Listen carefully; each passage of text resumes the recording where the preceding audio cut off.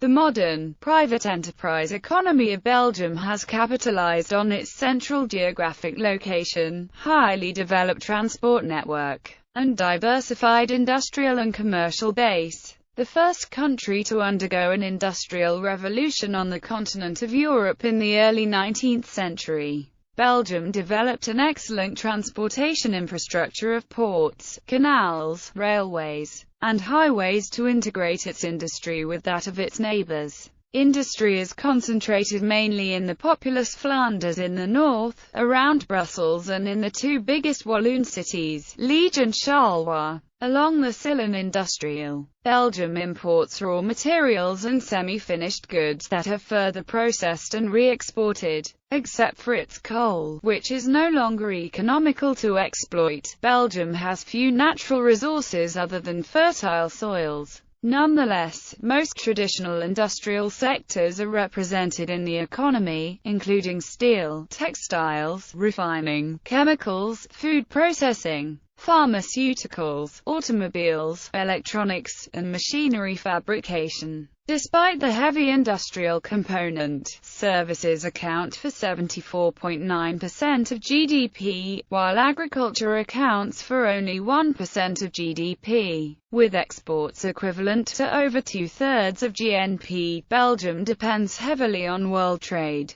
Belgium's trade advantages are derived from its central geographic location and a highly skilled, multilingual, and productive workforce. One of the founding members of the European Community, Belgium strongly supports deepening the powers of the present-day European Union to integrate European economies further. About three-quarters of its trade is with other EU countries. Together with the Netherlands and Luxembourg, Belgium is also one of Benelux member states. Belgium's public debt is about 105% of GDP. The government succeeded in balancing its budget during the 2000 to 2008 period, and income distribution is relatively equal. Belgium began circulating the euro currency in January 2002. Economic growth and foreign direct investment dropped in 2008. In 2009, Belgium suffered negative growth and increased unemployment, stemming from the worldwide banking crisis. History. In the 20th century, for 200 years through World War I, French-speaking Wallonia was a technically advanced, industrial region, with its industry concentrated along the Schelin Industrial, while Dutch-speaking Flanders was predominantly agricultural with some industry, mainly processing agricultural products and textiles. This disparity began to fade during the interwar period, when Belgium emerged from World War II with its industrial infrastructure relatively undamaged, thanks to the Galopine Doctrine. The stage was set for a period of rapid development, particularly in Flanders. The post-war boom years, enhanced by the establishment of the European Union and NATO headquarters in Brussels, contributed to the rapid expansion of light industry throughout most of Flanders, particularly along the corridor stretching between Brussels and Antwerp, which is the second largest port in Europe after Rotterdam. Foreign investment contributed significantly to Belgian economic growth in the 1960s. In particular, U.S. firms played a leading role in the expansion of light industrial and petrochemical industries in the 1960s and 1970s. The older, traditional industries of Wallonia, particularly steel industry, began to lose their competitive edge during this period. But the general growth of world prosperity masked this deterioration, until the 1973 and 1979 oil price shocks and resultant shifts in international demand sent the economy into a period of prolonged recession. In the 1980s and 1990s, the economic center of the country continued to shift northwards to Flanders with investments by multinationals and a growing local industrial agriculture. The early 1980s saw the country facing a difficult period of structural adjustment caused by declining demand for its traditional products, deteriorating economic performance, and neglected structural reform. Consequently, the 1980–82 recession shook Belgium to the core. Unemployment mounted, social welfare costs increased, personal debt soared, the government deficit climbed to 13% of GDP, and the national debt, although mostly held domestically, mushroomed. Against this grim backdrop, in 1982, Prime Minister Martin's centre-right coalition government formulated an economic recovery program to promote export-led growth by enhancing the competitiveness of Belgium's export industries through an 8.5% devaluation. Economic growth rose from 2% in 1984 to a peak of 4% in 1989. In May 1990, the government linked the Belgian franc to the Deutsche Mark, primarily through closely tracking German interest rates. Consequently, as German interest rates rose after 1990, Belgian rates have increased and contributed to a decline in the economic growth rate. In 1992–93, the Belgian economy suffered the worst recession since World War II, with the real GDP declining 1.7% in 1993. On 1 May 1998, Belgium became a first-tier member of the European Monetary Union. In the 21st century, Belgium switched from the Belgian franc to the euro as its currency after 1 January 2002. Belgian per capita GDP ranks among the world's highest. In 2008, the per capita income was $37,500. The federal government has managed to present balanced budgets in recent years, but public debt remains high, at 99% of 2009 GDP. GDP growth in 2009 was negative at -1.5%. Trade. About 80% of Belgium's trade is with fellow EU member states. Given this high percentage, it seeks to diversify and expand trade opportunities with non-EU countries. The Belgian authorities are, as a rule, anti-protectionist and try to maintain a hospitable and open trade and investment climate. The European Commission negotiates on trade issues for all member states, which, in turn, lessens bilateral trade disputes with Belgium. The Belgian government encourages new foreign investment as a means to promote employment. With regional devolution, Flanders, Brussels, and Wallonia are now courting potential foreign investors and offer a host of incentives and benefits. Foreign companies in Belgium account for approximately 11% of the total workforce, with the US share at about 5%. Attracted by the EU 1992 Single Market Programme, many foreign firms and lawyers have settled in Brussels since 1989. Employment. The social security system, which expanded rapidly during the prosperous 1950s and 1960s, includes a medical system, unemployment insurance coverage, child allowances, invalid benefits, and other benefits and pensions. With the onset of a recession in the 1970s, this system became an increasing burden on the economy and accounted for much of the government budget deficits.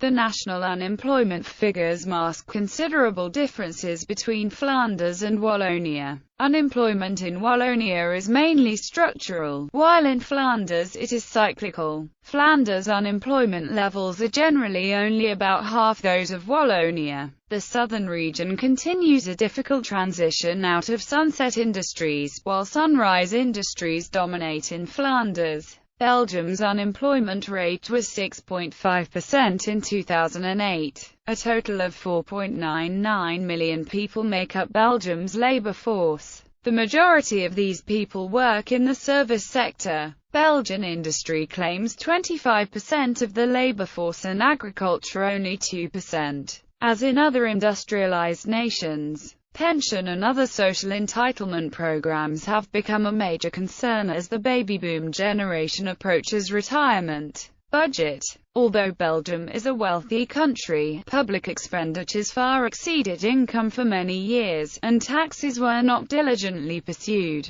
The Belgian government reacted to the 1973 and 1979 oil price hikes by hiring the redundant workforce into the public sector and subsidizing industries like coal, steel, textiles, glass, and shipbuilding, which had lost their international competitive edge. As a result, cumulative government debt reached 121% of GDP by the end of the 1980s. However, thanks to Belgium's high personal savings rate, the Belgian government financed the deficit from mainly domestic savings, minimizing the deleterious effects on the overall economy. The federal government ran a 7.1% budget deficit in 1992 at the time of the EU's Treaty of Maastricht, which established conditions for economic and monetary union that led to adoption of the common euro currency on 1 January 2002, among other criteria spelled out under the Maastricht Treaty.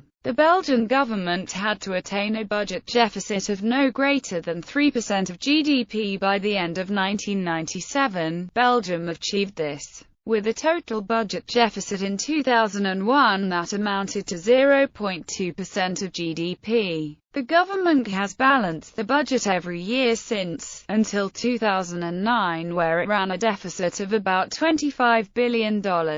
Belgium's accumulated public debt remains high at 99% of 2009 GDP. A slight decrease in the accumulated public debt compared to GDP has been seen, however, thanks to a higher economic growth rate compared to the budget growth rate, which pushed the percentage from 99% of GDP in 2009 to 95% of GDP in 2011. A 4-point decrease in 2 years, a feat rare enough to mention in the Western world. Regional differences. The economy of Belgium is varied and cannot be understood without taking the regional differences into account. Indeed, Flemish and Walloon economies differ in many respects, and cities like Brussels, Antwerp, Liege, Bruges, Charleroi or Ghent also exhibit significant differences. In general, productivity in Flanders is roughly 20% higher than in Wallonia. Brussels' GDP per capita is much higher than either region, although this is in many ways artificial, as many of those that work in the Brussels capital region live in Flanders or Wallonia. Their output is counted in Brussels and not where they live, artificially raising the per capita GDP of Brussels and slightly lowering that of Flanders and Wallonia. Unemployment has remained consistently more than twice as high in Wallonia than in Flanders, and even more in Brussels,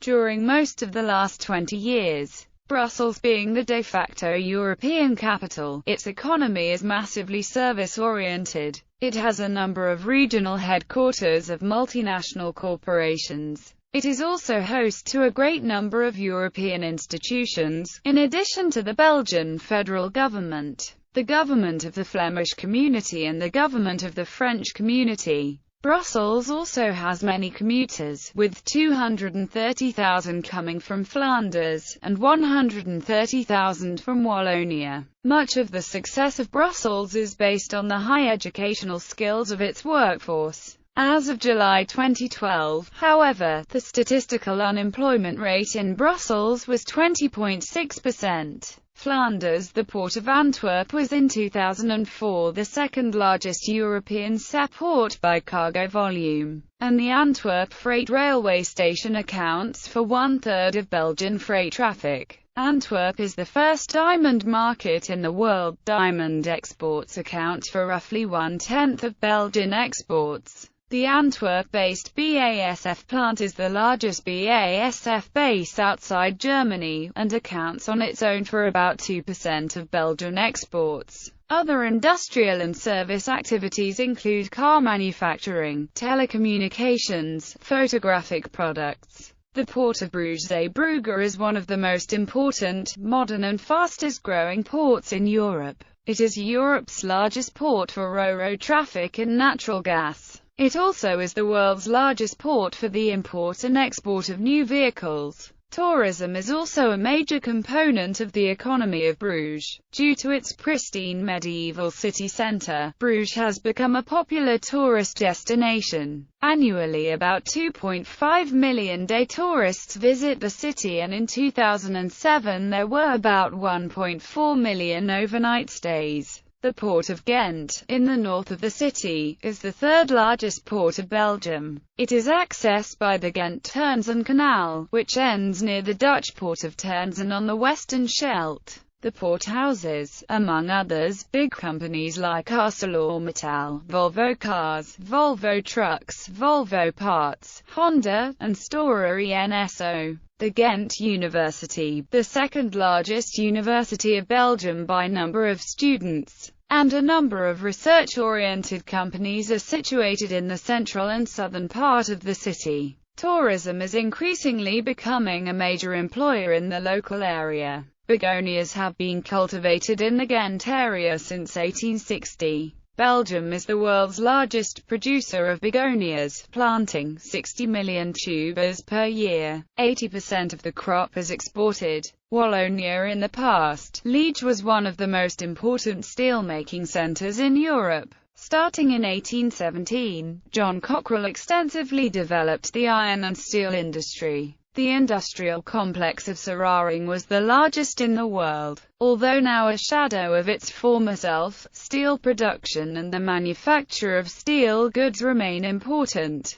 Liege has also been an important centre for gunsmithing since the Middle Ages, and the arms industry is still strong with the headquarters of FN Herstal. The economy of the region is now diversified. The most important centres are mechanical industries, space technology, information technology, biotechnology, and also production of water, beer or chocolate. Liege Science Park, southeast of the city, near the University of Liege campus, houses spin-offs and high-technology businesses. Liege is also a very important logistics centre. The city possesses the third largest river port in Europe, directly connected to Antwerp, Rotterdam and Germany via the Meuse River and the Albert Canal. In 2006, Liege Airport was the 8th most important cargo airport in Europe. A new passenger terminal was opened in 2005. It is also the main hub and the headquarters of TNT Airways.